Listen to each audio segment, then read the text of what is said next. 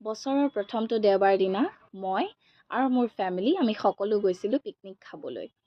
অসমীয়াত বনভোজ বুলি কয়, হয়নে নহয় বাৰু? কিন্তু আমাৰ আকৌ বালি ভোজহে হ'ল।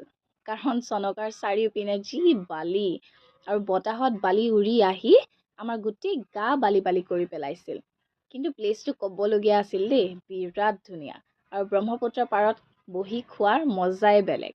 আৰু মোৰ পিকনিকৰ বেষ্ট পাৰ্ট হ'ল যেতিয়া আমি গোটেই ফেমিলিখিনি লগ হৈ পুৰা ডান্স কৰোঁ।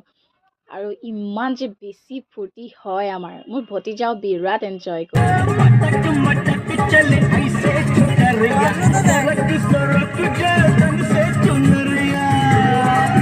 আপোনালোকো পিকনিকত এইবাৰ ক'ত ক'ত গ'ল জেগাখিনি মেনশ্যন কৰিব দেই কমেণ্টত। আৰু যদি মোৰ ভিডিঅ'জবোৰ চাই ভাল লাগে তে লাইক, কমেণ্ট, শ্বেয়াৰ আৰু ছাবস্ক্ৰাইব কৰিবলৈ নাপাহৰিব দেই। মোৰ ভতিজাই ইমান বেছি খেলিলে যে অহা সময়ত মোৰ কোচতে শুই আহিলে।